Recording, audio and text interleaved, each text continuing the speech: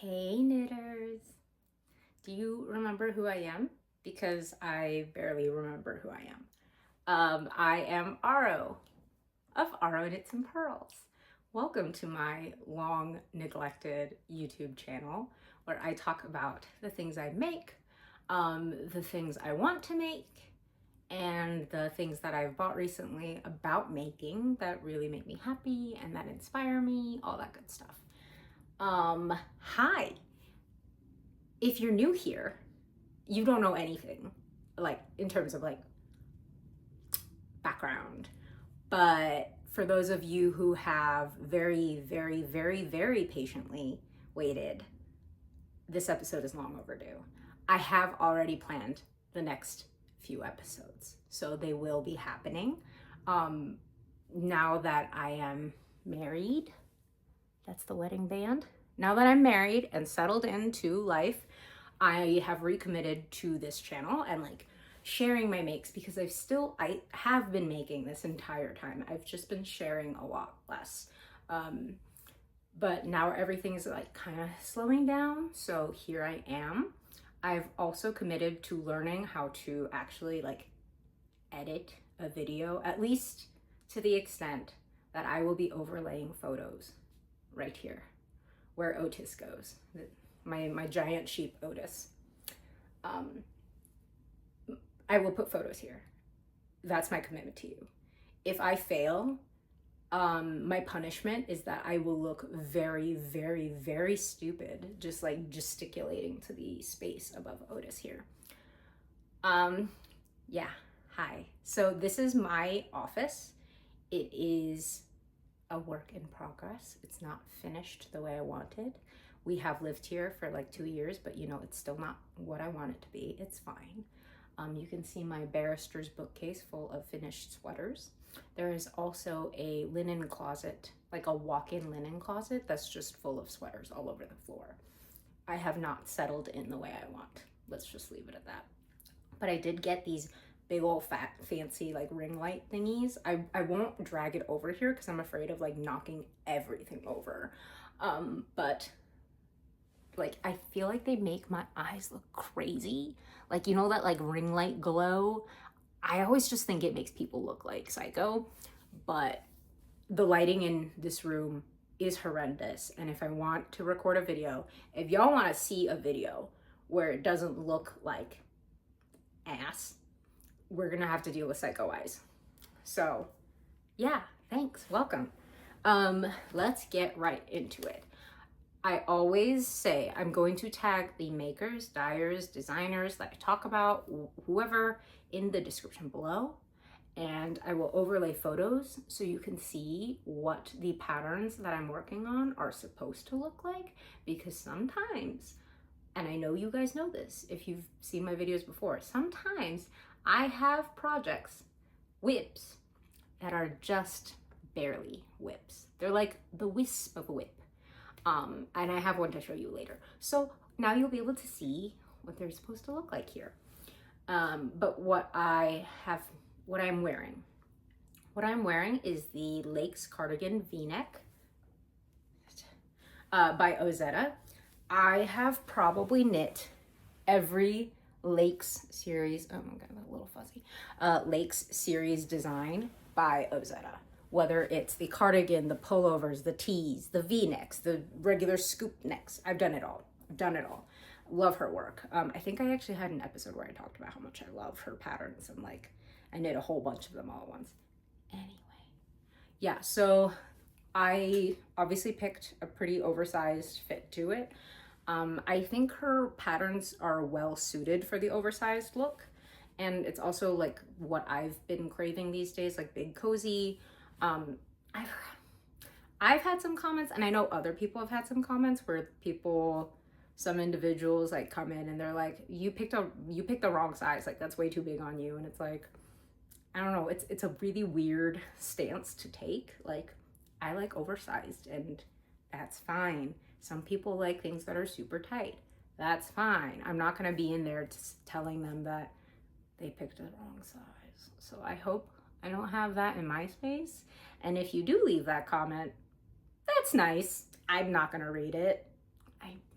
Anyway, Lake's V-neck. So I knit this in Woolberry Fibre Co Flannel. So flannel is one of her mostly holiday colors. She brings it back around the holidays. At least she has for the last like 3 years, I want to say. And I love this color.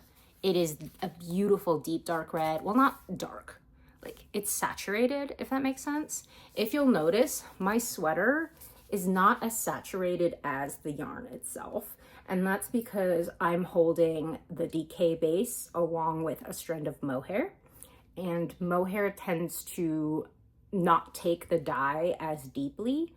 So it'll have like a little bit of, it's a lighter shade and it has like a tint of gray from a lot of dyers. But that's why it's not as saturated. And I kind of wish I could go back and knit it up with like, what is it? Consumer, like commercial yarns. So like Knitting for Olive, or I don't even know, like Madtosh. Madtosh has a silk mohair. I'm actually going to show you one later, and they have a much more saturated. But I feel like commercial yarns, they use a different kind of dye, they use a different kind of base maybe, so it's deeper and more saturated. So I kind of wish I had paired it just to preserve like the color spirit, authenticity. I don't know. But anyway, I love this. I think the Lakes series is flattering on everybody. I think it's so cozy, comfy, and easy and fun to knit.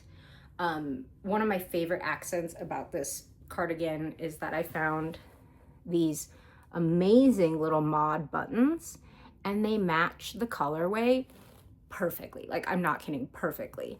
I got these at Handwork. It's a new local yarn store in Salt Lake City.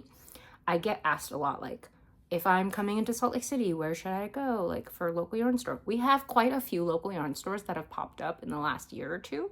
Handwork just had their first anniversary. And if you are coming to Salt Lake City, definitively, you have to go to Handwork. It is downtown, so it's very conveniently located. And it's gorgeous. Like, it's curated. It has a wide range of options. It has a ton of little notions and knickknacks and tools.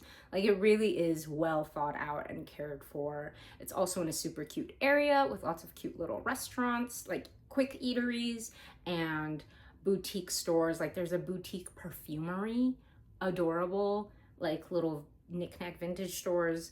It's very cute. You should definitely go to Handwork. Can't recommend it enough. And they have cute little buttons like you see here. But yeah, so highly recommend this cardigan. You can size down. It doesn't have to be as oversized as it is on me, but I really like it. So that's what I'm wearing.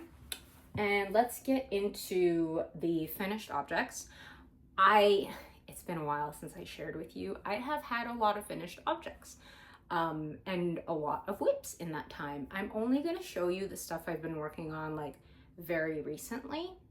I have 3 finished objects to show you from the past few weeks. And when I mean the past few weeks, I mean finished in the past few weeks. There's only one sweater that I finished, like started and finished in like the span of 4 weeks. The rest have been languishing on needles for a really long time. The first, probably longest languisher among the two, is the Azucena.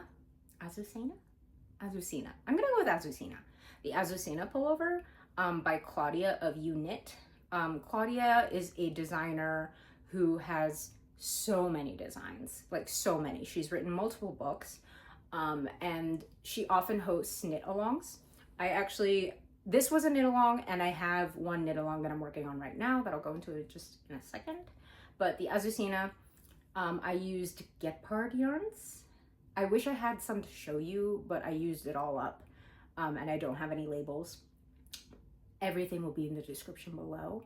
But I used Gepard yarns. I think it was the colorway Red Panda, but don't quote me on that. I could be wrong. I'm pretty sure it was Red Panda. But I really love this. It was such a fun knit until I got to the sleeves, and that was on me. But really quickly, short row shaping along the back to make the neck higher. The color work was really fun. I didn't do beading. The pattern includes an option for beads, but I did not do that. I love the rib color work detail. And because it's twisted ribbing, I think it just pops more and gives it more crisp definition. I really love this. The look of it, the fit of it. The saga of the sleeves. Okay, here's my trial. We're gonna see if I actually figured it out. This is what the sleeves are supposed to look like. Ding! The sleeves are supposed to look like this. It's like a slightly balloon shape, right? I love a balloon shape. I've done it on so many projects. The pattern has you taper slightly, decrease, and then do like the slight balloon shape. I didn't feel like doing that. So the first sleeve I did was actually the opposite. I did like a bell sleeve. I was like, okay, I really love the look of it. I kind of want to do a more dramatic sleeve. So like a bell sleeve, it's like think like 70s, where it's like kind of like a triangle, like bell bottoms, right? So that's the thing I tried to do. It looked horrible, like actually horrible. I wish I had taken a photo so you could see how bad it was, but I'm also very glad I didn't take a photo because it was so bad. So I ripped that out. That wasn't gonna work. I wasn't gonna put in all that effort just to have ugly sleeves that made me not wanna wear it. So I ripped it all out. And because it was bell sleeves, you know, like more fabric, it was so much. It was so much. I was drowning in detangling mohair. Just, it was a mess. So then I decided, okay, I will do a balloon sleeve, but I don't want to rip all the way back on the sleeve because I started the increases like probably around here, maybe there. Anyway, I didn't want to go back all the way. So I did it just before I started the increases, and I just decided to just do the balloon with what I had. And it looks even worse. Like the slight balloon sleeve, again, slight balloon sleeve I will put back up. The slight balloon sleeve looked nice. This ginormous balloon sleeve did not. So I ripped that out. And then I realized I had to go all the way back. So these sleeves are done in a way where it's just knit, just straight, just no increases, no decreases, no none of that. And I actually really like the way it looks. I haven't taken a finished object photo yet, but I really like the way it looks and fits, and it's comfy. It's feminine, but not like overly feminine. The colorway is really lovely. It's this deep kind of maroony red. I will take a finished object photo soon so you can see what it actually looks like on me. But yeah, so, I do take finished object photos, and if you don't follow me on Instagram, you can see them on my Ravelry page, which I will also link below.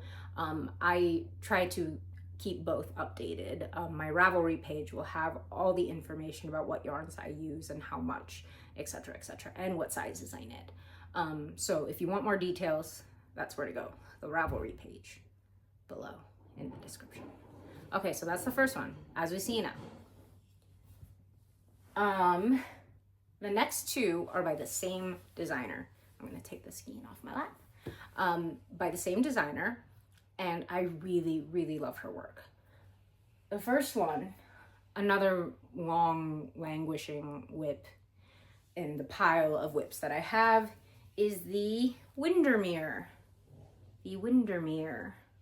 This is by Coco Amour Knitwear. Again, linked below. Coco Amour Knitwear. She's a very talented designer. I really like her work, and I really like testing for her. I did this one all wrong. Yeah, I've been making like a lot of mistakes in my knitting, and I feel like the frustration is partly why I haven't shared. It's just been making me crazy. This is what it's supposed to look like. Ding. Figure out the photo thing.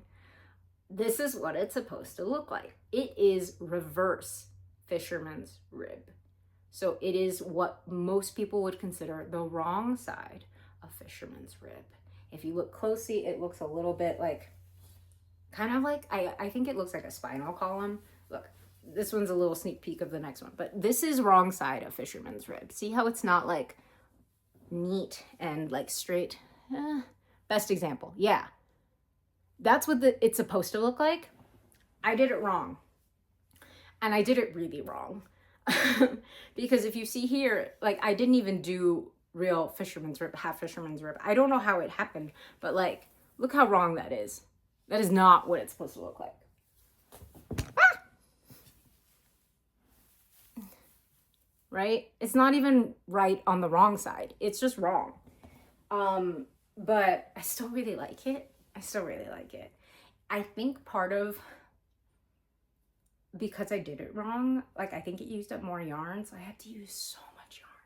This was like, this is size 3, and I probably used 6 skeins of DK yarn to make this. Granted, I didn't taper the sleeves like she recommended. I didn't feel like decreasing my sleeves very much this year. But it used up a lot of yarn. It is a heavier sweater because of that, but I think it was kind of gonna be that way anyway because it is like oversized. I wanted, you know, that big oversized look, especially with this kind of comfy cozy stitch, you know, if I did the stitch correctly.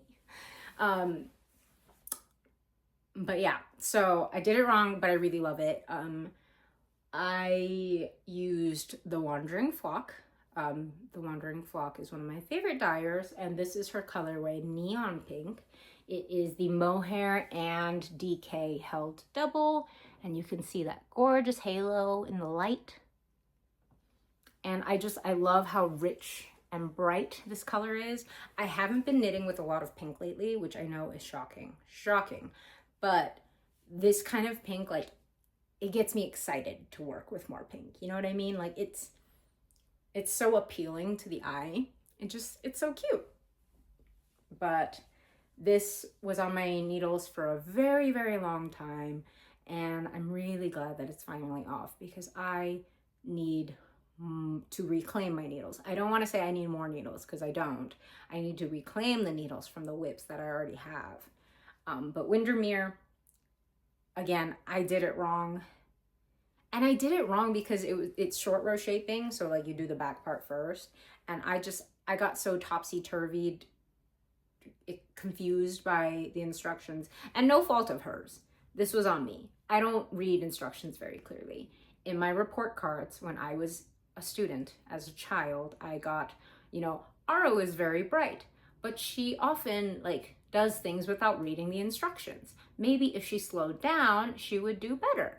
And because I don't like to slow down in life or with instructions, and that is on me. Clearly, this sweater is another reminder of that personality quirk of mine.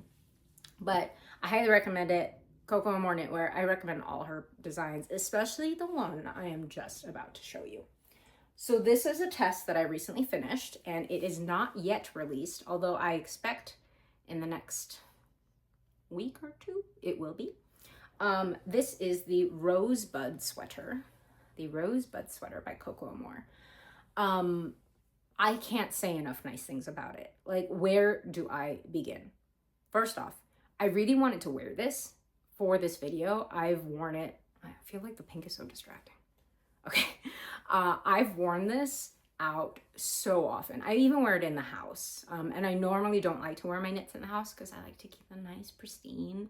And when I have my dog and my cat just like jumping up on me. Anyway, I really wanted to wear this, but again, like, I wanted to show off the details of it, and it's harder to do when I'm wearing it.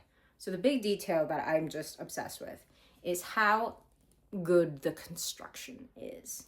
It starts off with, you know, the little back piece and these little increases along the side. Like, look how neat that shoulder seam is. It looks so good. And this is half fisherman's rib as well. So if you are not yet comfortable enough with brioche, or you just don't feel like doing brioche, highly recommend this design. I didn't taper the sleeves on this one either. Again, I just haven't felt like it. But I really love the detail of the increases. It's so neat. The cabling is done at a cadence, which is very easy to remember. It's in like a multiple of 3s. And if you are not yet, like, if you haven't tried cabling, I highly recommend it. It's really not as hard as you might think. Watch a YouTube video or two. It's so much easier than you think. But like, so the best way I can describe it if you haven't tried cabling is sometimes you'll have like multiple different kinds of cables, right? Like this is one type, this is another type. Because these were multiples of 3, they matched. It was easy for me to remember like when to do it. Some patterns, no knock on any that do, they look beautiful, but some of them will be like really complicated to remember. They'll be like cable type A at a cadence of 7. Cable type B at a cadence of 3, cable type C at a cadence of 5. Like it's just a lot harder to keep straight, and it's harder to see, I think, unless you're like really comfortable with cables and can count the stitches or are really good with counting rows, which I am not. But anyway, it gets confusing. This one was not. It's really an approachable design, I promise, even if you are a novice knitter, because half fisherman's rib is just knitting into the row below and knit purl, you know how to do that probably. Cabling, again, so many videos on YouTube. Increases, it's really not hard if you are willing to be patient with yourself and just watch a few videos. I cannot believe how good this looks and how much I love it. The yarn that I used is a more affordable yarn. So it's actually 2 things held together. You can't really see it in here, but it's 2 yarns held together. One strand is mohair. I don't have any left over. It's just an off-white mohair from Bien Aimee in the colorway Sansa. It's really hard to see the difference because the main yarn I used is Cascade Yarns Cantata. I love this base. So part of my experience, and I'm sorry, I have mohair on my face. I can feel it. It's probably still there. I'm so shiny. It's so hot. So this yarn, part of my experience with wedding planning and all that stuff was that I really had to get a handle on my yarn expenses. I really pulled back from buying new yarns, and when I did buy new yarns, I really made my focus more price affordable. And as a result, I found lots of really awesome yarns that I like working with. And this is one of them. Cascade Yarns is a very affordable brand. It's at a lot of local yarn stores, and I really loved this base. It's 70% cotton and 30% superwash merino. So, and it's this like blown chainette structure. I feel like it's like having a moment these days, because what happens when you have, so like the thickness of the yarn, like in knitting we call that weight, right? But the thickness of the yarn is thick, so it's like a worsted or Aran. But because of that blown structure, it's actually quite light in weight, like grams, pounds, ounces, weight. So it's thick but light. So like wearing this, it's not as heavy as it would be if I did it in something like merino, like wool. But the stitch definition, like, tell me, like, it's so crisp, it's so clean. And the fact that it's 70% cotton, it really lets the piece breathe. And like I said, I am sweating, I am shiny, because I'm wearing mohair and wool, right? I run very warm. But this one, it really is just, it's so good to wear. So good to wear. Highly recommend it. But yeah, that's the Rosebud. And okay, now we can go into the many, many whips I have, and I think you can see them peeking out here. I realize that this video is probably going to go long, but since you guys have waited so long, I figure it's fine. Even if you cut out now, that's fine. I'll just talk to my iPhone, continue to talk to my iPhone. So the first whip I'm about to show you is the Rayas pullover. It was actually designed by Geraldine of the Wandering Flock. the dyer that I was talking about with the hot pink. That's her work. This is what it's supposed to look like. Well, I say supposed to.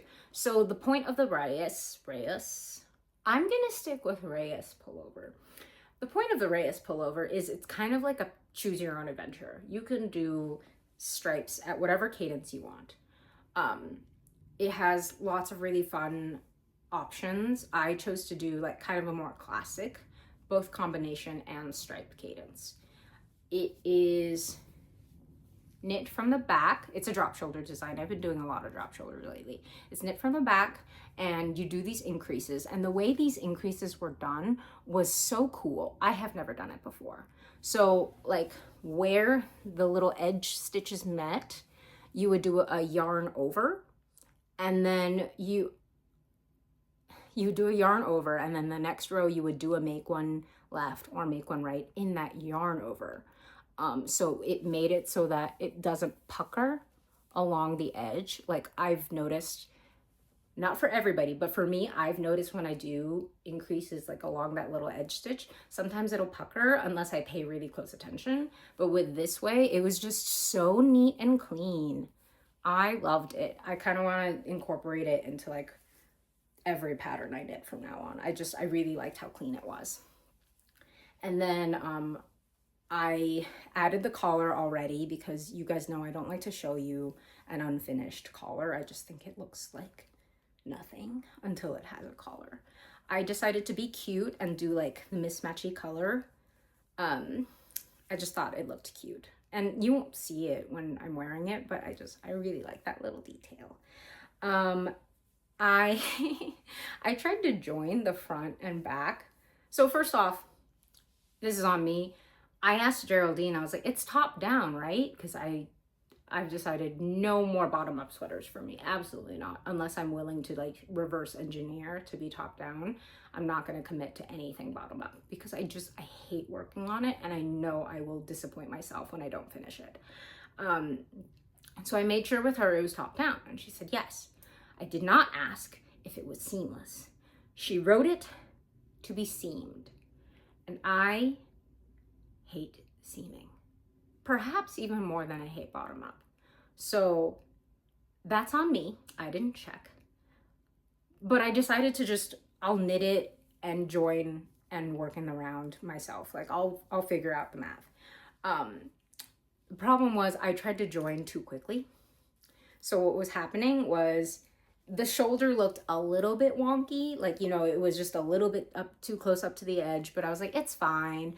But what was happening was because I joined too close to the edge, like either the neckline had to be all the way down here, which is not the look, or like if the shoulder seam fell where it was supposed to. Basically what was happening was I had it down to the back, like here, like a normal sweater should be, but the body, like front, was up to here. So it was obviously mismatched by like a lot. So I ripped back considerably, and I was very sad about it, and Sterling had to listen to me moan and lament, but now I figured it out and I'm going to do it properly. Like, yeah. But again, like I said, I've been making lots of little mistakes, and that's on me. No one's fault. There's no fault in the patterns, and if there was, I would say something. It's just me either trying to be too clever or making cheats or not reading closely. Like, that's on me. Another whip that I've been working on is the Sandro. Ding! The Sandro by Knittingflem. Knittingflem, yes. It is beautiful. I've wanted a V-neck cable like this, something like classic and preppy, for a really long time. It was a journey. So that red knitting, the red Woolberry Fibre Co flannel color, I started with that. But if you can see, and let me go in with you, if you can see, there's enough variegation in the yarn that it wasn't a true solid color like it is in the sample. And I really wanted like it to look professional. Like I wanted it to look like you got it off the rack at like 2001 Abercrombie and Fitch. stitch, right? Like that's what I was going for. And I love variegated yarn, like tonal yarn from hand dyers. Like that's part of the charm of it, but it wasn't right for this particular look.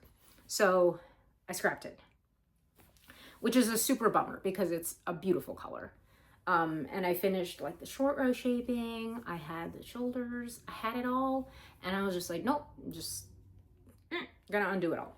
So that was the first try. Then I tried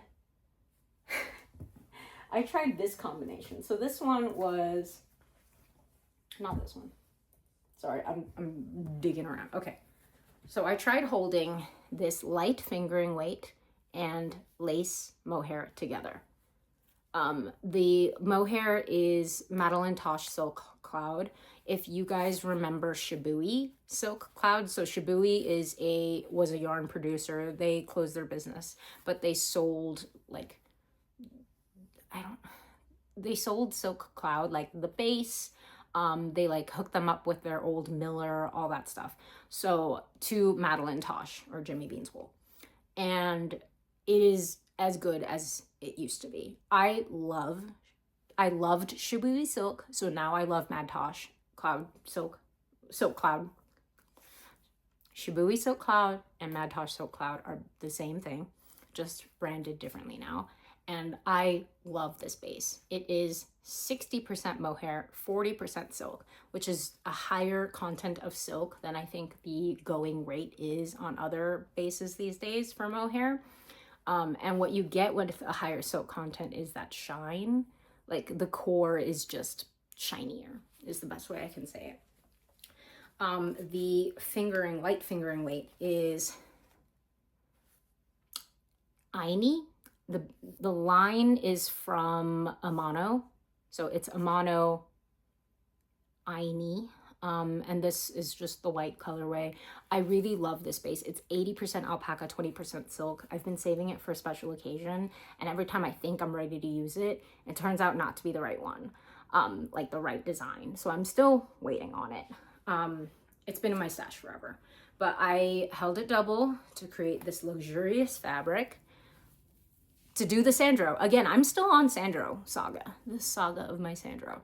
The problem is, it fit the gauge that is required on the pattern, but what was wrong was because it's a thinner yarn, like the gauge was right in terms of math, but like the gaps were just more visible. And I didn't like that look because again, I was looking for something to look clean, like I got it off the rack at 2004 Abercrombie & Fitch. I know, I went from 2001 to 2004. We're just rolling with the times, okay? Eventually I'll get to now. But yeah, I didn't like how messy my stitches looked and how unprofessional it looked. And I know with blocking it would have helped a little bit, but it still wasn't right. And I knew blocking wouldn't make it 100% right. So I scrapped it. Yeah, I scrapped that, and now we are on take 3. Take 3 of the Sandro. So I'm working on it, and you can already see that it's much less gapey. My stitches are still not as even as I would like. I think I've been not as neat as I have been in the past, but this yarn is Sunday Fibre Co. from her True Colors series. It's just undyed, but this base is 70% baby alpaca, 20% silk, and 10% cashmere. It is so luxurious. It feels amazing. She's based in Canada, Sunday Fibre Co. Elise. She's based in Canada, but there are some other dyers who carry this base as well. So if you hear 70% baby alpaca, 20% silk, 10% cashmere, know that it comes with a ringing endorsement from me. I love this. And this is probably as close to as I'm gonna get to the right look. Like, I know with blocking it'll look fine, but like when it's not blocked, it just looks so messy. But I just kind of have to trust the process. I have to trust the process. And I know that it's gonna look good. I just have to keep going. But yeah, so that's the saga of the Sandro so far. We'll see how it goes. I hope I have more progress to show you in the next video or two. The next one was a whim cast on. I'm still doing test knits, a lower cadence than I am normally signing up for. I haven't signed up for one in like a month or two, which I think is a really character growth, right? But this one, I hope I can show it to you. It's in black, which normally isn't recommended for cables, but this is the Moby from Petite Knits. Someone asked me why I don't knit Petite Knits patterns, and I'm like, I just haven't gotten around to it. I have nothing against her patterns. I like a lot of her patterns. And in fact, I'm actually working on two. I'm only going to show you this one. But this is in Newburgh. And if you see like these little white fuzzies, I'm sorry. That's Mabel, my dog. But so this is worsted weight in the colorway Obsidian Howl. It's this beautiful deep dark. It's not a true black. It's as close to black as you can get while still having a warm tone, because I love a warm almost black. And I think the stitch definition, even though it's a super dark yarn, still really pops. And it's not just the lighting in here. It's really beautiful, and I love working on this. I didn't realize that like this part, you know, her designs, when it comes to these, I thought it was cabling. It's not cabling. It's this little tricky do. I can't explain it. I don't want to like give away her secrets or whatever. But you don't need a cable needle to do like these little parts all the time, which was really good news for me, because I do cable needles for like big cables like this, but I didn't want to do it for all this, and I don't. So love this so far. I have many plans for the Moby, but I really, really like this so far. Yeah, and then just a couple more, I promise. The next one is the Grace V-neck, and the Grace V-neck is supposed to look like ding, ding, ding. I really fell in love with the tweed black that she picked. She did a few samples in it, and you can go to her page. You can see the different versions, the test knit versions, whatever have you. Sorry, it's mohair. It's mohair everywhere. Yeah, you can see the many different versions, but this black one is really the one that caught my eye and that made me want to make it. So I picked a tweed yarn that I had lying around from Rhinebeck that one awful year that I went. And I think I lost the tag for it, but it's called American U, and again, it will be linked below. But it's this lightly spun, it has these gorgeous colors, and I think this is the colorway Seashell, if I remember right. It's just a barely off-white touch of pink, neutral, and I really love the way the tweed knits up. I probably knit a size bigger than her recommended ease was, but again, like I have established, I love an oversized. So I use more yarn than her pattern is written for. So I really need to factor that in when I pick yarns. Yeah. I'm past the test knit deadline, obviously. It is out and available, but I really recommend it. It was a pleasure to knit. Again, this was another mess up, but she had it written multiple ways where you could choose the collar, but she did this one where the collar like join was on the outside. So like this joining part would have been on the outside. I somehow messed up the instructions in a way that I can't figure out. And so it just is on the inside. And it looks really neat still. Like it looks nice, but it wasn't what I wanted it to be when I first started knitting it. But I also am too lazy and stubborn to go back and undo it.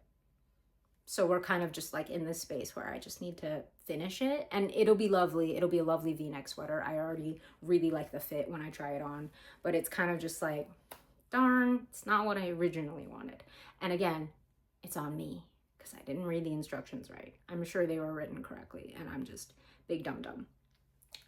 But love the yarn. Really enjoyed working with that designer. I highly recommend her work. She will be linked in the description below. And the last whip, I promise, I just have one more whip.